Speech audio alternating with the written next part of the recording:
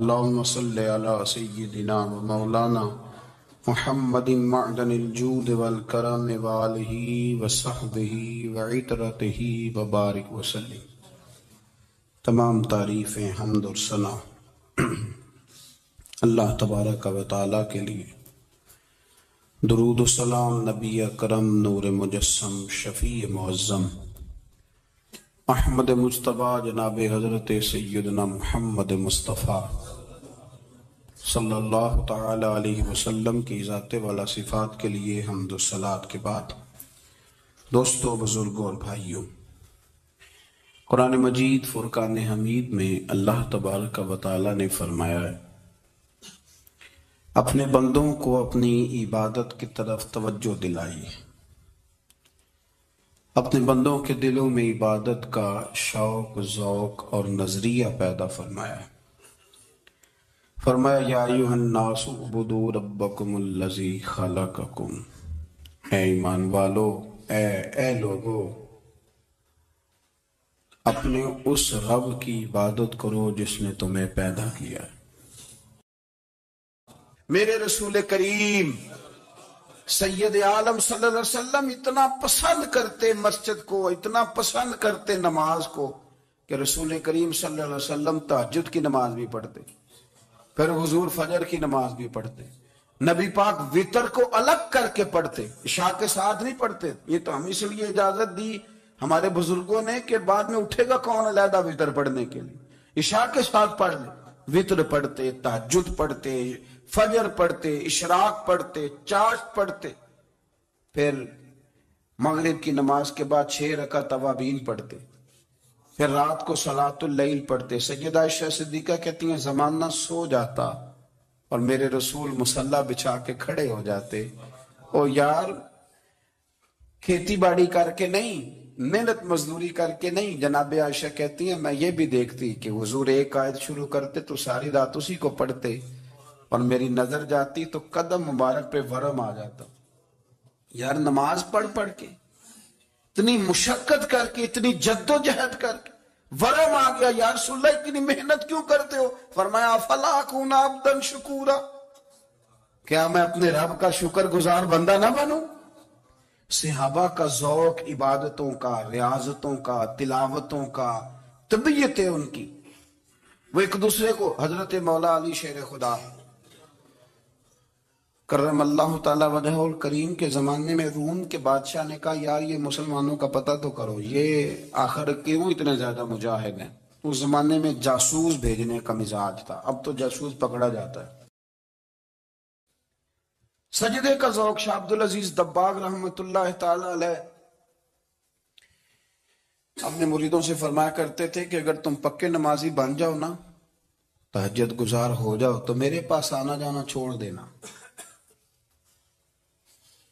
عرض کی حضور کیوں؟ فرمایا میں تمہارے اور رب رسول کے راستے میں رکاوٹ نہیں بننا چاہتا، اور میرا مقصود ہے تمہیں وہاں تک پہنچانا، جب پہنچ گئے تو پھر میری ضرورت ختم ہو گئی۔ ہاں کبھی وسوسہ آئے، شک پیدا ہو، تکلیف ہو تو آنا، ورنہ میں نہیں چاہتا کہ میں رکاوٹ بنا رہوں۔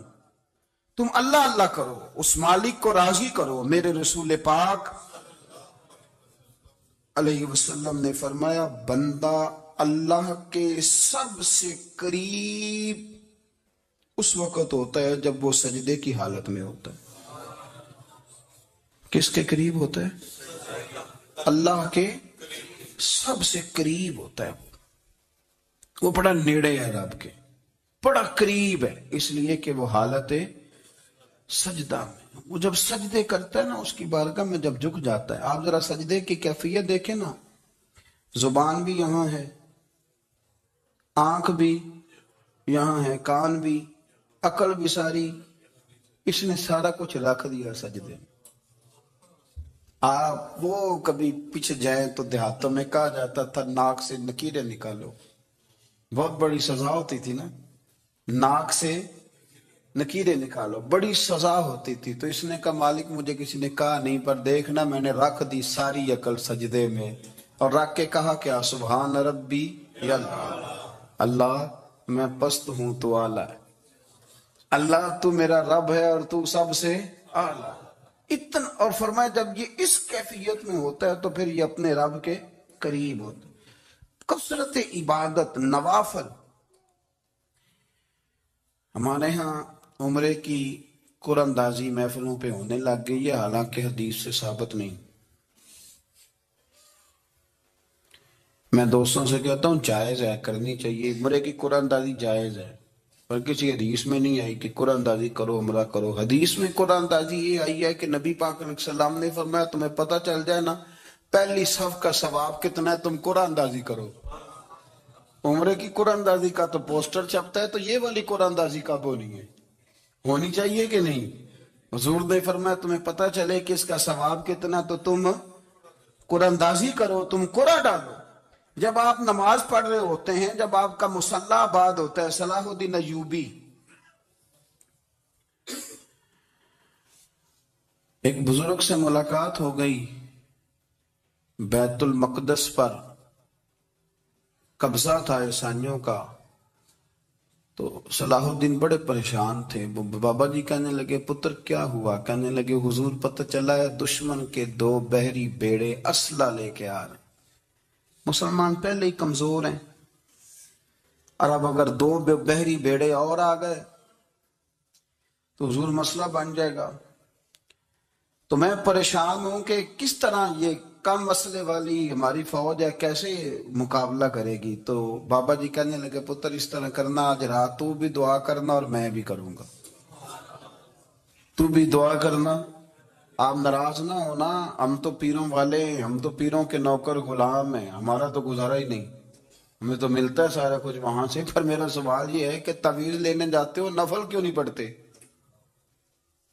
رات اللہ اللہ کیوں نہیں کرتے؟ یہ بھی تو ہمارے بزرگوں کا ہی طریقہ ہے، انہوں نے تو ہمیں سکھایا ہے۔ صلاح الدین ایوبی سے بزرگوں نے کہا کہ رات آج نا اللہ اللہ کرنا، تو میں تیرے لیے دعا کروں گا، تو بھی دعا کرنا۔ تو بندہ جب دکھی ہوتا ہے تو سجدہ کرتا ہے، تو پھر ہی تو مصلی بھیگ جاتا ہے، پھر ہی تو مزہ آتا ہے۔ سکھی بندہ تو کعبے جا کے نہیں روتا۔ دکھی تھے، تکلیف تھی، تو سر رکھا سجدے میں تو تڑپ گئے۔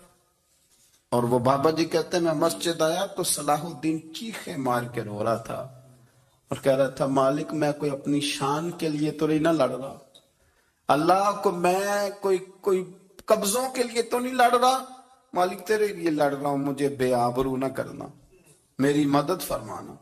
کہتے ہیں میں آیا تھا کہ مسجد میں دعا کروں گا، پر صلاح الدین ایوبی کو روتے دیکھا تو میں لوٹ گیا۔ تو سویرے صلاح الدین ملے تو بڑے خوش تھے۔ میں نے کہا پتر کیا ہوا؟ کہنے لگے حضور وہ بحری بیڑے 2 آ رہے تھے نا اسلحہ لے کے، دونوں ڈوب گئے پانی میں ڈوب گئے۔ تو بابا جی کہنے لگے صلاح الدین وہ پانی میں نہیں ڈوبے، وہ تیرے آنسوؤں میں ڈوب گئے، وہ غرق ہو گئے، وہ جو تو نے مصلی آباد کیا تو وہ تیرے آنسوؤں میں ڈوب گئے، وہ غرق ہو گئے، وہ تباہ، اتنے قیمتی تھے تیرے آنسو کے بہا لے گئے دشمن کے بحری بیڑوں کو۔ میرے بھائی ٹھیک ہو گیا جی، میرے عزیز سمجھ لیں اس بات کو ہمیشہ کے لیے، اور اس پر غور کرنے اچھے طریقے سے کہ میرے رسول کریم سید عالم صلی اللہ علیہ وسلم نے نا ہماری توجہ دلائی، حضور نے ہمیں بتلایا، ہمارا ذوق بڑھایا عبادت کی طرف۔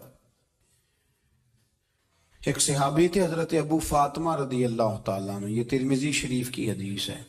نبی پاک علیہ السلام نے فرمایا ابو فاطمہ قیامت کے دن مجھ سے جلدی ملنا چاہتے ہو کہ دیر کے ساتھ؟ تو کہنے لگے حضور کون ہوگا جو دیر سے ملنا چاہے، ہم نے تو جان دے دی وعدہ دیدار پر۔ اعلیٰ حضرت فرماتے ہیں جان دے دی وعدہ اور نقد اپنا دام ہو ہی جائے گا۔ مجھے لگتا ہے کہ یہ سودا نقد و نقد ہو جانا ہے، چونکہ ہم نے جان دے دی وعدہ دیدار پر۔ آپ نے وعدہ کیا تھا کہ مریں گے تو پھر زیارت ہوگی، تو مر گئے ہم زیارت کی خاطر۔ جان دے دی وعدہ دیدار پر تو نقد اپنا دام ہو ہی جائے گا۔ اے رضا ہر کام کا ایک وقت ہے، دل کو بھی آرام ہو ہی جائے گا۔ تو حضرت ابو فاطمہ رضی اللہ تعالیٰ عنہ سے نبی پاک صلی اللہ علیہ وسلم نے فرمایا جلدی ملنا چاہتے ہو کہ دیر سے؟ عرض کی حضور فٹافٹ ملنا ہے، میں نے قیامت کے دن آپ سے جلدی ملنا ہے۔ تو نبی پاک علیہ السلام نے فرمایا پھر اس طرح کرنا، دنیا میں رہ کے سجدے زیادہ کرنا، پھر سجدے زیادہ کرنا، قیامت میں ملاقات جلدی ہو جائے گی، قرب ملے گا تمہیں۔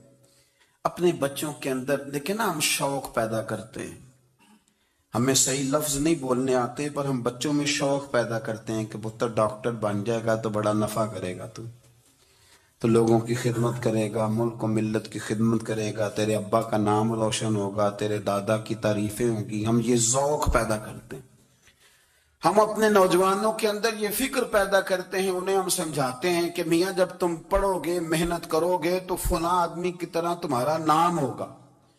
یہ جتنا ذوق ہم بچوں کے اندر ان چیزوں کا پیدا کرتے، ہمیں حکم ہے کسی طرح ہم ذوق پیدا کریں کہ پتر نماز پڑھے گا تو اللہ راضی ہو جائے گا، تو سجدہ کرے گا۔ دیکھیں نا میرے رسول کریم علیہ السلام نے فرمایا 7 سال کے بچے کو مسجد لے کے جاؤ، یعنی اسے شوق دلاؤ، اس کے اندر یہ خاصیت پیدا کرو کہ اس کا دل کرے مسجد میں جانے کا، اس کے اندر یہ خصوصیات لاؤ کہ وہ ہمارے ہاں نا ہر چیز کو پرموٹ کیا جا رہا ہے، ہر چیز کو، یعنی سر سنگیت سکھانے کے لیے اکیڈمیاں بن گئی ہیں، ہر شے پرموٹ ہو رہی ہے، عبادت کا جذبہ کم ہوتا جا رہا ہے، اللہ کا ذوق ہمارے اندر نہیں رہا۔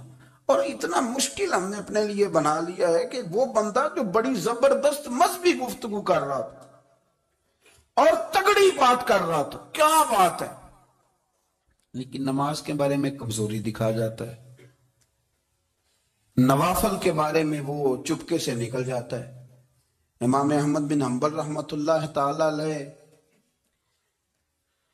مسند امام احمد بن حنبل 14 جلدوں میں ہے مارکیٹ میں، اور مجھے تو خیر پسند ہی پڑی ہے، میں نے کئی دفعہ پڑھی ہے، اور کیا بات ہے امام احمد بن حنبل کی، کیسے تگڑے قسم کے محدث تھے، اور اللہ نے کتنا انہیں اعزاز عطا فرمایا ہوا تھا۔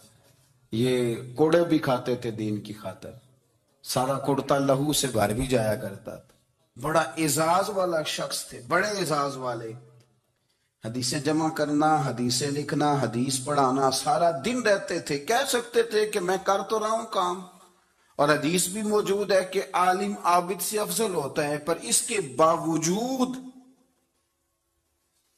امام احمد بن حنبل رحمۃ اللہ علیہ 300 نفل فرض نمازوں کے علاوہ پڑھا کرتے تھے، 300 نوافل روز پڑھا کرتے تھے۔ ان کے بیٹے نے کہا ابا جی مکان خریدنا ہے تو جگہ کہاں کر کے لوں، بہت ساری آبادیاں، تو فرمایا پتر وہاں لینا جہاں مسجد قریب ہو۔ والذین من قبلکم، اور ان لوگوں کو بھی پیدا کیا ہے جو تم سے پہلے تھے، تمہیں عبادت کا نفع یہ ملے گا لعلکم تتقون، کہ تم پرہیزگار ہو جاؤ گے۔ عبادت اس لیے کیا کرو کہ اللہ نے تمہیں پیدا کیا ہے، اور اس لیے کہ تم سے پہلے لوگوں کو بھی اللہ نے پیدا کیا ہے، اور پھر ارشاد فرمایا کہ الذی جعل لکم الارض فراشا، وہی رب ہے جس نے تمہارے لیے زمین کو فرش بنایا ہے، والسماء بنا، اور آسمان کو چھت بنایا، وانزل من السماء ماء فاخرج به من الثمرات رزقا لکم، زمین کو فرش بنایا، آسمان کو چھت بنایا، پھر آسمان سے پانی برسایا جس کے ذریعے پھل نکالے، اور وہ بھی کسی اور کے لیے نہیں، رزقا لکم، تمہارے رزق کے لیے، وہ بھی تمہارے رزق کے لیے، یہ ساری نعمتیں تمہیں دی ہیں، اب فلا تجعلوا للہ اندادا، اب تم اللہ کے ساتھ کسی کو شریک نہ بناؤ، وانتم تعلمون، اور تم جانتے بھی ہو، تمہیں خبر بھی، تمہیں پتہ ہے کہ عبادت اللہ کی کرنی چاہیے، تمہیں پتہ ہے کہ نماز پڑھنی چاہیے، تم جانتے ہو کہ نوافل ادا کرنے چاہیے، تمہیں پتہ ہے کہ سجدے آنکھیں بند کر کے جھوٹ کی زندگی جی کے، اپنے ساتھ بددیانتی کر کے، دھوکہ دے کے، اپنے آپ کو دائیں بائیں، اپنے آپ کو کہیں مصروف رکھ کے کچھ وقت ضائع تو کر لیتے ہو، پر تمہیں پتہ تو ہے نا کہ عبادت اللہ کی کرنی، تمہیں اس کی خبر ہے۔ فرمایا اس رب کی، دیکھیں نا انسان پر اگر کوئی شخص نیکی کر دیتا ہے، احسان کر دیتا ہے، تو انسان اس کے سامنے پھر گردن نہیں اٹھا سکتا، یار یہ میرے مشکل وقت کا دوست ہے، اس نے میرے ساتھ نیکی کی ہے، کبھی بھی گردن نہیں اٹھائے گا، جھکا کے رکھے گا۔ تو اگر عام کوئی نیکی کر دے تو اس کے سامنے انسان کبھی گردن نہیں اٹھاتا، تو جو رب ساری نعمتیں عطا فرمائے، جو کہے کہ تیری تخلیق میں نے کی، تجھ سے پہلوں کو بھی پیدا میں نے کیا، تیرے لیے زمین کا بچھونا بھی میں نے بچھایا، آسمان کی چھت بھی میں نے لگائی، تیرے لیے زمین سے ساری اناج کو، پھل کو، کھیتیوں کو نکالا بھی تیرے لیے، اب تو اس طرح کر کہ تو میری عبادت کر، تو میری بارگاہ میں جھک جا۔ بہت سارے نشے لوگوں کو لگے ہوئے ہوتے ہیں، ہر آدمی کوئی نہ کوئی نشہ کرتا ہے، کوئی دولت کا کرتا ہے، کوئی شہرت کا کرتا ہے، کوئی اپنی تعریف کا نشہ کرتا ہے، دو چار لوگوں سے تعریف سن کے مطمئن ہو جاتا ہے۔ ناراض تو نہیں ہو گیا اس جملے سے آپ؟ کرتے ہیں لوگ دولت کا نشہ بھی، یہ جب نقصان ہوتا ہے تو بندے بیمار نہیں ہو جاتے، پیسے ڈوب جاتے ہیں تو لوگ بیمار نہیں ہو جاتے، تو اس کا مطلب یہ ہوتا ہے کہ نشہ ٹوٹ گیا ہے۔ اب بہک ہوئے نا تھوڑے سے تو کانپتے ہیں، تڑپتے ہیں، پریشان، نشہ ہی اسی طرح ہی کرتا ہے نا، نہیں ملتا تو پریشان ہوتا ہے۔ یہ سارے نشے ہیں، مختلف قسم کا نشہ۔ اب مانتے نہیں اس بات کو، تسلیم نہیں کرتے، کیونکہ تسلیم کرنا بڑا مشکل کام ہے، اس کے لیے تو بڑی ساری چیزیں جو ہیں وہ دبوچ کے اور بڑی سارے رستے پھلانگ کے آنا پڑتا ہے، تو بڑا مشکل ہے ماننا، ورنہ کرتے ہیں ہم، ہمارا مزاج ہے۔